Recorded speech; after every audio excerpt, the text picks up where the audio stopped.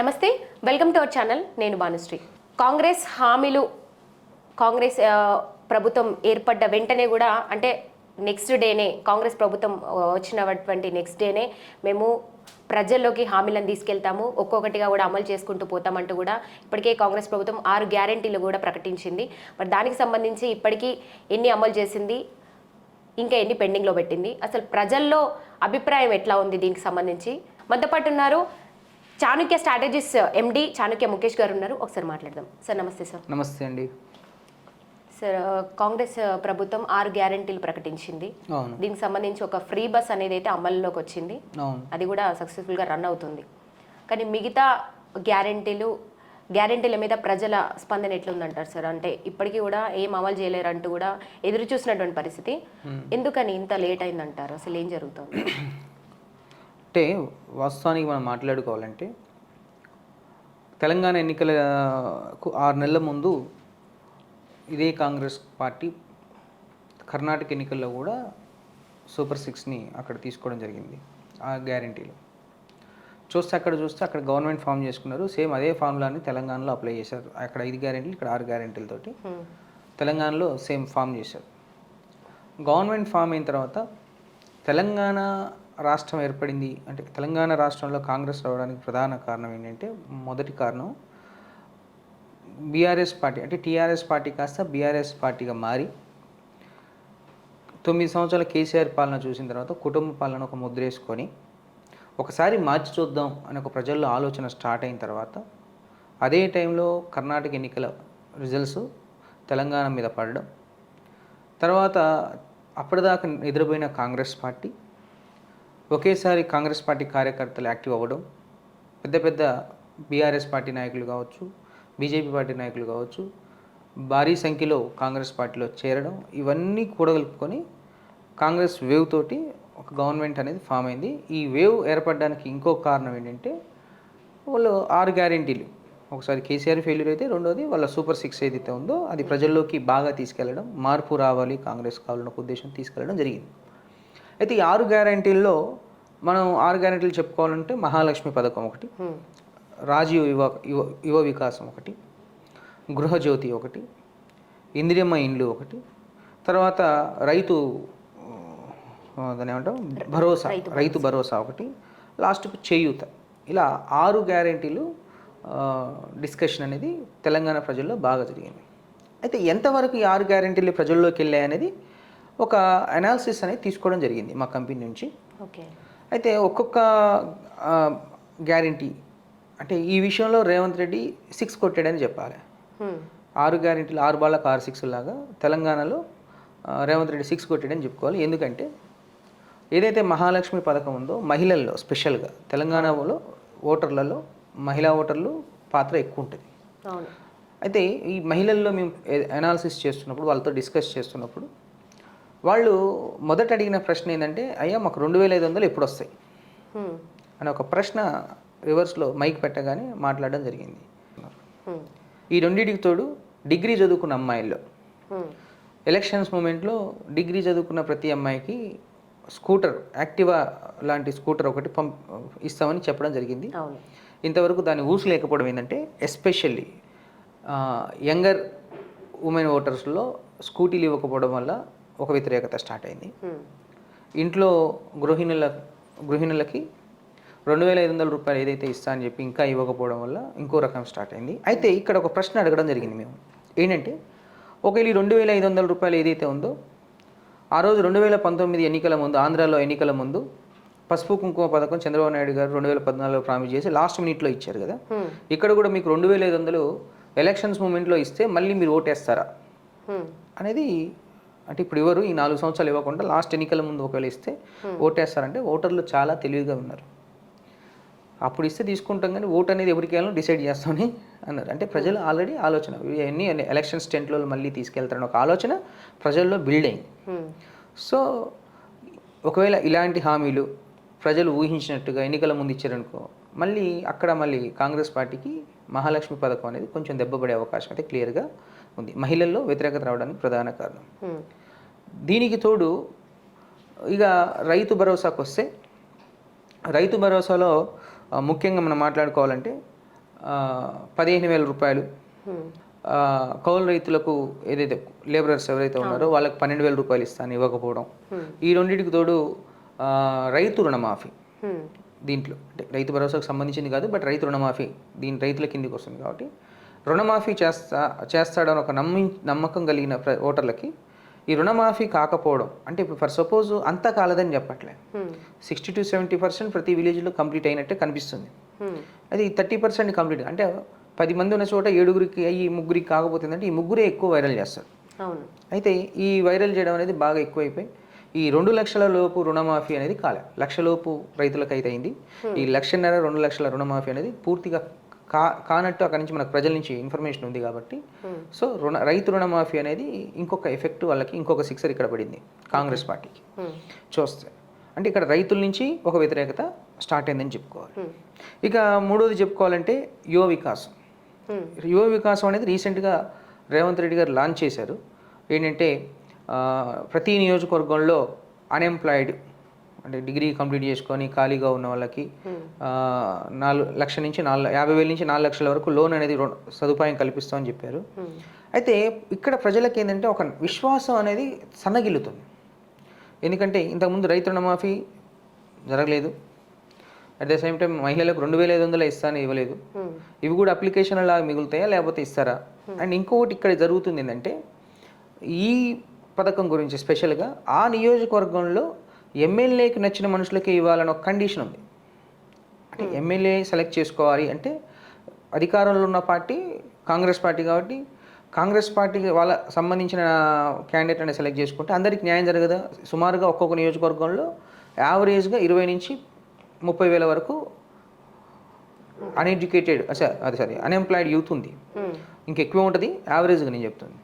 అందులో మీరు సెలెక్ట్ చేసుకునేది 1,000-2,000 మంది, అంటే మిగిలిన 18,000 మంది ఓటర్లకు కొంచెం అన్యాయం జరుగుతున్న అది క్లియర్గా ఉంది. కాబట్టి అక్కడ ఫిల్టరింగ్ అనేది సరిగా జరగాలని ఒక ఆలోచన ప్రజల్లో ఉంది. కానీ ఎమ్మెల్యేనే సెలెక్ట్ చేసుకోవాలి, వాళ్ళ మనుషులే సెలెక్ట్ చేసుకోవాలనే కండిషన్ ఏదైతే ఉందో కొంచెం అక్కడ ఆందోళన అనేది క్రియేట్ చేస్తుంది. అట్ ద సేమ్ టైము ఇక్కడ కొన్ని కండిషన్స్ ఉన్నాయి, రేషన్ కార్డు, ఆధార్ కార్డు ఇవన్నీ ఉంటాయి కాబట్టి అట్లా ఫిల్టరింగ్ అంటే ఎవరికి ఇస్తే బాగుంటుంది, ఎవరు నిజంగా అన్ఎంప్లాయిడ్, ఎవరు ఫ్యామిలీ పూర్ ఉంది, అవన్నీ సెలెక్ట్ చేసుకొని ఇస్తే కొంచెం ఈ విషయంలో కొంచెం సక్సెస్ అయ్యే అవకాశం ఉంది. అయితే ఇప్పుడు ఈ మధ్యన స్టార్ట్ చేశారు. అయితే దీనికి తోడు ప్రతి మండలానికి ఒక ఇంటర్నేషనల్ ఎడిటర్ ఇక్కడ తీసుకో, దీనికి తోడు ప్రతి మండలానికి ఒక ఇంటర్నేషనల్ స్కూల్ ఒకటి కడతామని చెప్పడం జరిగింది. అది ఇంకా కార్యరూపం దాల్చలేదు, అదొక అసంతృప్తి అయితే ప్రజల్లో ఉంది. ఇక 4వదికి వచ్చేసరికి ఏంటంటే ఇందిరమ్మ ఇళ్ళు. అంటే వాస్తవానికి వీటి మీద ఎక్కడ నమ్మకం సన్నగిలింది అంటే ప్రజలకి ఆ రోజు గవర్నమెంట్ ఏర్పడ్డాక 1 మంత్లోనే 6 గ్యారెంటీల ఫామ్స్ అని సంతకాలు పెట్టించుకున్నారు. మీకు ఐడియా ఉండొచ్చు. 6 గ్యారెంటీలు ఎవరెవరికి ఏది కావాలి అనేది మొత్తం ఒక ప్రొఫార్మా తయారు చేసేసి 6 గ్యారెంటీల షీట్స్ని ఫిల్ చేయించుకొని సంతకాలు పెట్టించుకుంది గవర్నమెంట్. అయితే కొంతకాలానికి అదే కాగితాలు రోడ్ల మీద చెత్త కుప్పల్లో కనిపించేసరికి ఏమైందంటే ప్రజలకు అక్కడ ఎందుకు ఇవన్నీ పేపర్ వేస్టేజ్ అవుతుందన్న ఆలోచనతో వెళ్ళిపోయింది. ఇక్కడ ఇందిరమ్మ ఇళ్ళు అనేవి స్థానిక రెవెన్యూ మినిస్టర్ ఎవరైతే ఉన్నారో నమ్మకం, అంటే రెవెన్యూ మినిస్టర్ మీద నమ్మకం ఎక్కువ ఉన్నప్పటికీ గవర్నమెంట్ యొక్క ఫెయిల్యూర్ అంటే ఇస్తాన పథకాలు ఏదైతే 2,500, 500 అవే వేయలేకపోతుంది. మరి ఇవి కూడా అప్లికేషన్స్లో మిగిలిపోతాయా, ఒకవేళ నిజంగా వస్తాయా, 5 లక్షల వరకు లోన్ వస్తుందా, క్యాష్ వస్తుందా అన్న ఒక ఆలోచనతో అయితే ప్రజల్లో ఆలోచన ఉంది. ఒకవేళ ఇందిరమ్మ ఇళ్ళు ఇంకా 3.5 సంవత్సరాలు ఉంది కాబట్టి ఒకవేళ ఇస్తే దీనికి వాళ్ళు కొంచెం పాజిటివ్గా మలుచుకునే అవకాశాలు అయితే క్లియర్గా ఉన్నాయి.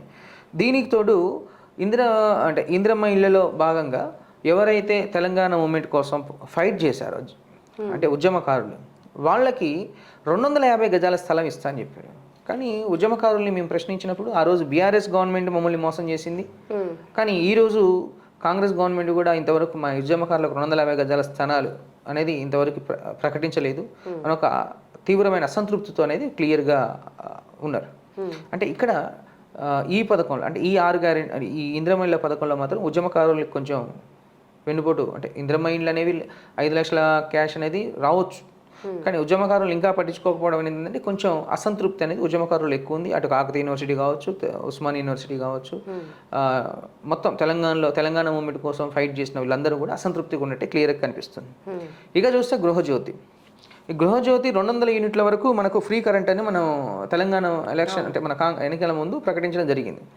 అయితే ఆ 200 యూనిట్లు ఎవరికి ఫ్రీ అనేది రూరల్లో కొంతమంది కన్ఫ్యూజన్లో ఉండి కొంతమందికి అవుతుంది, కొంతమందికి అవ్వట్లేదు. ఆ అవేర్నెస్ ప్రోగ్రామ్స్ అనేవి అక్కడున్న స్థానిక ఎమ్మెల్యేలు పూర్తిగా కల్పించకపోవడం అనేది ఇక్కడ ఆ లోకల్ ఎమ్మెల్యేస్ ఫెయిల్యూర్ కింద మనం తీసుకోవచ్చు ఇక్కడ. ఎందుకంటే 200 యూనిట్లు ఎవరెవరికి ఫ్రీ ఇవ్వాలి, ఎవరెవరికి ఫ్రీ ఇవ్వద్దు అనేది క్యాలిక్యులేషన్ అనేది చాలా ఇంపార్టెంట్. దాని మీద అవేర్నెస్ క్యాంప్స్ అనేవి చాలా ఇంపార్టెంట్. అయితే రూరల్లో మాత్రం సిటీలో పక్కన పెడితే రూరల్లో ఎస్పెషల్లీ మేము మెదక్, ఆదిలాబాద్ అటు సైడ్ పోయినప్పుడు అక్కడ కొంతమంది పేదలకు మాత్రం ఈ 200 యూనిట్ల గృహజ్యోతి అది అన్యాయం జరుగుతున్నట్టు క్లియర్గా మాకు కనిపించింది. మిగిలిన అంటే 70% అయితే ఇది సక్సెస్ అయిందనే చెప్పొచ్చు. ఒక 30%, ఈ 30% కూడా సక్సెస్ అవ్వాలంటే అక్కడ ఉన్న లోకల్ ఎమ్మెల్యేస్ కొంచెం శ్రద్ధ తీసుకొని చేసుకుంటే ఏంటంటే దీని మీద కొంచెం జరుగుతుంటుంది. ప్రజల్లో దీని మీద మంచి తాట ఉంది. ఇక లాస్ట్కు చూస్తే ఏంటంటే చేయూత. ఇట చేయూత కింద ఏమైందంటే పెన్షన్ 4,000 రూపాయలు పెన్షన్ ఇస్తాను ఒకటి చెప్పడం జరిగింది. దాని తర్వాత రాజీవ్ ఆరోగ్యశ్రీ 10 లక్షల వరకు అన్నారు. అయితే ఈ ప్రశ్న మీద మేము పబ్లిక్ని అడుగుతున్నప్పుడు పబ్లిక్ అన్న మాట ఏంటంటే అయ్యా మన గవర్నమెంట్ 5 సంవత్సరాల 4 సంవత్సరాలు అని అడిగారు. అదేంటి డిఫరెంట్ క్వశ్చన్ వచ్చింది. అదేంటంటే సంవత్సరం అయిపోయింది ఆల్రెడీ, సంవత్సరం అయిపోయింది. లాస్ట్ 1 ఇయర్ నుంచి అయితే మాకు ఈ 10 లక్షల ఆరోగ్యశ్రీ అది కనిపించలేదు. మరి ఇంకో 2-3 నెలలు దాటింది. మరి దాటినప్పుడు మళ్ళీ ఈ సంవత్సరం కూడా అలానే పోద్దా, లేకపోతే ఇది కూడా లాస్ట్ ఎలక్షన్స్ మూమెంట్లో స్టెంట్ కింద వాడతారా అంటే ప్రజల్లో కొంచెం విశ్వాసం అనేది సన్నగిలింది. అంటే వీటి మీద లోకల్ ఎమ్మెల్యేస్ ఎవరు ఎలిజిబుల్ కాదు, దీనికి కార్డులు తర్వాత సంగతి. ఆధార్ కార్డు ఉన్నవాడికి ఆరోగ్యశ్రీని వర్తిస్తుంటుంది కాబట్టి రేషన్ కార్డు, ఆధార్ కార్డు ఉన్న వాళ్ళకి దీనికి ఎవరు ఎలిజిబుల్ కాదనేది అక్కడ లోకల్ ఎమ్మెల్యేస్ కానీ లోకల్ క్యాడర్ కానీ క్యాంపులు నిర్వహించుకొని వీటి మీద ఈ 6 గ్యారెంటీల మీద ఏదైతే ఉందో ఏది చేసాం ఏది చేయలేదు అనేది పూర్తిగా అవగాహన కల్పిస్తే వాళ్ళకి కొంచెం జరిగి ఉంటుంది. కానీ ఇక్కడ ఏమవుతుందంటే లోకల్ ఎమ్మెల్యేలు ఓటర్లకు అందుబాటులో లేకపోవడం, ఓటర్లకి ఈవెన్ లోకల్ ఎమ్మెల్యేల పిఏలు కూడా అందుబాటులో లేకపోవడం, ఇవేమవుతుందంటే కొంచెం గ్యాప్ అనేది ఎక్కువ పెరిగింది. అట్ ద సేమ్ టైం వాళ్ళు ఇస్తాన్న 6 గ్యారెంటీలు అన్నీ నత్తనడకన సాగుతుండడం ఏంటంటే ప్రజల్లో కొంచెం అవిశ్వాసం అనేది ఏర్పడింది. ఈ అవిశ్వాసం అనేది ఏంటంటే కొంచెం అసంతృప్తికి దారితీస్తుంది. రేపు క్రమేపీ ఏమవుతుందంటే ఈ అసంతృప్తి మళ్ళీ వ్యతిరేకతకు మారకముందే దీన్ని ప్రస్తుతం గవర్నమెంట్ ఇంకా 3.5 సంవత్సరాలు పరిపాలించాలి కాబట్టి వాళ్ళు సరి చేసుకుంటే ఏదైనా జరగవచ్చు. ఒకవేళ సరి చేసుకోకపోతే ఏమైందంటే ప్రజలైతే కొంచెం నమ్మే స్థాయి అనేది చేయి జారిపోయే అవకాశం అయితే క్లియర్గా ఉంది. ఈరోజు మార్పు రావాలి, కాంగ్రెస్ కావాలని తెలంగాణ ప్రజలు ఏదైతే కోరుకున్నారో మార్పు లేదు అని ఒక ఆలోచనకు రూరల్ ప్రజలు వచ్చేసారు. ఇది ప్రస్తుతం ఉన్న 6 గ్యారెంటీల మీద ప్రజల్లో ఒపీనియన్. ఇక ఉచిత ఆర్టీసీ బస్ అనేది మొదలు పెట్టినప్పటికీ మొదట్లో బాగానే హంగామా క్రియేట్ చేసినప్పటికీ ఇప్పుడు కొంత డౌన్ అయిపోయింది. క్లియర్గా స్పష్టంగా మనం చెప్పుకోవచ్చు. సార్ ఇప్పుడు మొత్తం ఈ 6 గ్యారెంటీల మీద అసలు మీరు ఏం చెప్తారు సార్, మీ అభిప్రాయం ఏంటి? అంటే ఇప్పుడు నేను 6 గ్యారెంటీల మీద చెప్పడం కన్నా ఈ 6 గ్యారెంటీలు కావచ్చు, ప్రజెంట్ అడ్మినిస్ట్రేషన్ కావచ్చు, కొంత ప్రజల్లో అసంతృప్తి ఏర్పడి ప్రస్తుతానికి గవర్నమెంట్ ఉందా లేదని ఒక సందిగ్ధంలో కొంచెం కనిపిస్తూ ఈ 6 గ్యారెంటీలు 6 బాల్స్కి 6 రన్స్ కొట్టినట్టు ఈ 6 గ్యారెంటీలు రేవంత్ రెడ్డి సూపర్ 6 కొట్టినట్టు అని చెప్పుకోవచ్చు. అంటే అన్నీ ఇంప్లిమెంట్ చేసామని వాళ్ళు అనుకుంటున్నారు, ప్రజల్లో మాత్రం అది ఇంప్లిమెంట్ కాలేదని ప్రజలు అంటున్నారు. ప్రజల నుంచి ఏదైతే వస్తుందో అదే మనకి ఇంపార్టెంట్ కాబట్టి 6 గ్యారెంటీలు అమలు చేయడంలో కొంచెం ప్రభుత్వం విఫలమైందనే చెప్పుకోవాలి. కొంతమంది మంత్రులు అయితే మేము అన్నీ కూడా ఏ ఒక్కటి వదిలిపెట్టకుండా ప్రతి ఒక్కటి కూడా అమలు చేసినాం, మా దగ్గర ప్రూఫ్స్లు కూడా ఉన్నాయి, మేము చూపిస్తామంటూ కూడా వాళ్ళు ఒకటి చూపిస్తున్నారు డాటా. కానీ అయినప్పటికీ ప్రజల్లోకి ఏమో చేరలేవు. ఒకటి ఏంటంటే తెలంగాణలో ఇవన్నీ పోవాలి అంటే ఫస్ట్ దేనికి సంబంధించిన వింగ్కి ఆ మినిస్టర్ పర్ఫెక్ట్ మినిస్టర్ ఎమర్జ్ అయి ఉండాలి. అయితే ఆ శాఖలకు సంబంధించి మినిస్టర్స్ పూర్తిగా ఇంకా ఎమర్జ్ అవ్వాలి. 15 నెలలు అవుతున్న మంత్రివర్గ విస్తరణ అనేది పూర్తిగా జరగకపోవడంతో పాటు ఒక శాఖకు సంబంధించిన మాత్రం ఇంకొక శాఖలో వేలు పెట్టడం, అదేవిధంగా వీళ్ళందరూ అవగాహన లోపం అనుకోవాలో ఇంకేదో అనుకోవాలో ఇక క్లియర్గా మేము చేసేదే వేదం అన్న డిస్కషన్స్లో డిఫరెంట్గా అంటే మంత్రివర్గ విస్తరణ ఏదైతే జరగలేదో దానివల్ల కొంత అవగాహన లోపం అనేది క్లియర్గా మనం ప్రజల నుంచి వినిపిస్తున్నమాట. ఒకవేళ మంత్రివర్గ విస్తరణ జరిగి ఏ శాఖకు సంబంధించి ఆ శాఖ వాళ్ళు పర్ఫెక్ట్గా ఆ యొక్క శాఖలోని విధులు నిర్వర్తిస్తే ఏమైందంటే 100% ఏ గొడవలు రావు. కానీ ఇప్పుడు ఏమవుతుందంటే ఈ మంత్రివర్గ విస్తరణ పూర్తిగా జరగకపోవడం వల్ల ప్రతి మంత్రి అన్ని శాఖల్లో ఇన్వాల్వ్ అవ్వడం, అది గందరగోళాన్ని క్రియేట్ చేసి అది కొంచెం సందిగ్ధ వాతావరణాన్ని ప్రజల్లో ఏర్పాటు చేసింది. సో ఎవరి వర్క్ వాళ్ళు చేసుకుంటే 100% అది సక్సెస్ అవుతుందని ప్రజల ఆలోచన ఉంది. ఇక్కడ అదే జరుగుతుంది. ఇంకా 3.5 సంవత్సరాలు ఉంది కాంగ్రెస్ ప్రభుత్వం అంటే పాలించడానికి. మరి లాస్ట్ మూమెంట్లో ఏమైనా చేసే అవకాశాలు ఉంటాయంటారా, లేదంటే దీన్ని ఇంతటితో? అదే ఇప్పుడు చెప్తున్నా కదా, మేము ప్రజల్ని అడిగాం, ఒకవేళ 3.5 సంవత్సరాలు లాస్ట్ 1 year ఎలక్షన్స్ ముందు మీకు ఇవన్నీ ఇస్తే ఓటేస్తారని అడిగాం. అలా అడిగినప్పుడు అది నేను చెప్తుంది అదే. అలా అడిగినప్పుడు మొన్న మహారాష్ట్ర ఎన్నికల్లో ఏం జరిగిందంటే, వాళ్ళు బీజేపీ పార్టీ వాళ్ళు వాడిన నినాదం ఏంటంటే, కర్ణాటకలో సంవత్సరం కింద ఎన్నికలు జరిగినాయి, వాళ్ళు 5 గ్యారెంటీలు అన్నారు. తెలంగాణలో సంవత్సరం కింద ఎన్నికలు జరిగినాయి, వాళ్ళు 6 గ్యారెంటీలు అన్నారు. అక్కడ స్టార్టే చేయలేదు, ఇక్కడే స్టార్ట్ చేస్తారు మహారాష్ట్రలో. ఆ నినాదంతో ప్రజల్లో ఒక అవేర్నెస్ క్రియేట్ చేసి వాళ్ళు ఆల్రెడీ గత 2-3 నెలల నుంచి మహిళలకు 1000 రూపాయలు 2000 రూపాయలు ఏదైతే ఇస్తారో అది ఇచ్చుకుంటూ పోయి వాళ్ళు గవర్నమెంట్ ఫామ్ చేసుకున్నారు. అంటే ప్రజలు ఏం ఆలోచిస్తున్నారు, మళ్ళీ ఎన్నికలు వస్తే ఇస్తారులేని ఒక ఆలోచన ప్రజల్లో ఉంది. కాబట్టి ప్రజలు ఒకవేళ ఎన్నికలు వస్తే ఇస్తే మళ్ళీ ఓటేస్తారని అడిగినప్పుడు ప్రజలు ఆల్రెడీ తెలియగలరు. ప్రతి ఇంటికి 2-3 గ్రాడ్యుయేట్స్ ఉన్నారు. ఒకప్పుడు అంటే 90s ఎర్లియర్ 2000 ఇయర్స్లో ఏంటంటే ఇంటికో గ్రాడ్యుయేట్ ఉండి కొంచెం అవేర్నెస్ లేక ఇప్పుడు ప్రతి ఇంట్లో గ్రాడ్యుయేట్స్ ఉన్నారు. జనరేషన్ గ్యాప్ బాగా వచ్చింది. వాళ్ళు ఎంత ఏమంటున్నారు, వీళ్ళందరూ ఎన్నికల ముందు ఇస్తామని వస్తారు, అప్పుడు మనం ఎవరికి వెళ్ళాలో అప్పుడు డిసైడ్ అవుదామని క్లియర్గా, అంటే వాళ్ళకి పూర్తి అవగాహన ఉంది. సో ఎన్నికలకు ముందు ఏదైతే గవర్నమెంట్ పథకాలు హామీ ఇచ్చిందో ఆ పథకాలు ముందే నిర్వహించుకుంటూ పోయి అంటే కార్యరూపం దాల్చి ప్రజల్లో ఒక నమ్మకాన్ని ఏర్పరచుకుంటే మళ్ళీ ఆ గవర్నమెంట్ ఫామ్ అవుతుంది. ఓకే. అయితే ఆ ప్రజల్లో ఒకసారి నమ్మకం పోయిన తర్వాత నువ్వు కడుపు నిండా భోజనం పెట్టినా అది రాదు. అర్థమవుతుందా? సో ఇది ప్రజల్లో ఉన్న ఆలోచన. సరే, ఇప్పుడు ఒకవేళ మీరు చెప్పినట్టుగానే లాస్ట్ మూమెంట్లో కనుక ఏమన్నా నమ్మకం నిలబెట్టుకుంటుందంటారా కాంగ్రెస్ ప్రభుత్వం? మళ్ళీ వచ్చేసారి అంటే దీని తర్వాత 3.5 సంవత్సరాల తర్వాత ఒకవేళ లాస్ట్ మూమెంట్లో నమ్మకం నిలబెట్టుకోగలిగితే కనుక మళ్ళీ ప్రజలు నమ్మి కాంగ్రెస్ పార్టీ కోటేస్తారంటారా? అంటే ఇప్పుడు నమ్మకం నిలబెట్టుకుంటుందా అనేది మీరు నన్ను అడగాల్సిన ప్రశ్న కాదు. ఎందుకంటే వాళ్ళ యొక్క యాక్టివిటీస్ ఎలా ఉంటాయి అనేది ప్రజలు దానికి ఆన్సర్ చెప్తారు. ఇప్పటివరకు 15 నెలలు అవుతుంది, ఎకనామికల్గా ఫైనాన్షియల్గా ఇంకా సస్టైన్ అవ్వలేదు, ఇంకా it will take some time. కాబట్టి ప్రజలకు ఈ విషయం మీద అవగాహన ఏది ఫైనాన్షియల్ స్కేర్సిటీ ఉంది, ఎకానమిక్ క్రియేషన్ అనేది వీక్గా ఉంది. ప్రతి కాన్స్టిట్యున్సీలో ఉన్న ఎమ్మెల్యే అక్కడ ఉన్న ప్రజలకు క్యాంప్ మీటింగ్లు పెట్టుకొని ఒక అవేర్నెస్ని కల్పించుకుంటే ఒక నమ్మకం, అంటే ఏది రైటు ఏది రాంగ్ నమ్మకం వస్తుంది.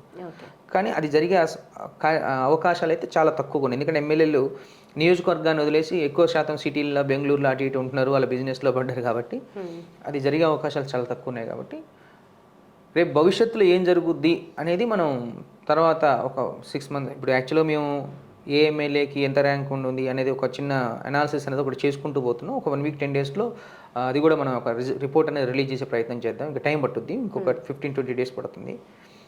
అప్పుడు ఒక్కొక్క ఎమ్మెల్యే చేసిన సర్వీసులు ఏందని కూడా మనం మాట్లాడుకునే ప్రయత్నం చేద్దాం తప్పకుండా. సో ప్రస్తుతానికైతే ప్రజలు ఒక సందిగ్ధ వాతావరణంలో ఉన్నారు. మనం రీసెంట్గా కూడా ఒకటి విన్నాం కదా సార్, మంత్రులు ఏదైతే ఆయా నియోజకవర్గ ప్రజల్ని కూడా పట్టించుకోవడం లేదు, అసలు మంత్రి అనేది కూడా అసలు కనుమరుగైపోయారు, ప్రజలకు ఒక్కసారి కూడా కనిపించట్లేదు అని కూడా విన్నాము. అంటే అది కూడా వాళ్ళకు ఒక మైనస్ పాయింట్ అనుకోవచ్చా? నేను చెప్పేది అదే కదా, ఎమ్మెల్యేలు ఉండట్లేదు, మంత్రులు ఎవరు ఎమ్మెల్యేలే కదా చెప్తుంది. అదే వాళ్ళు అక్కడ కాన్స్టిట్యున్సీలో స్టేబుల్గా ఉండకపోవడమే పెద్ద minus. Okay, right sir, thank you so much.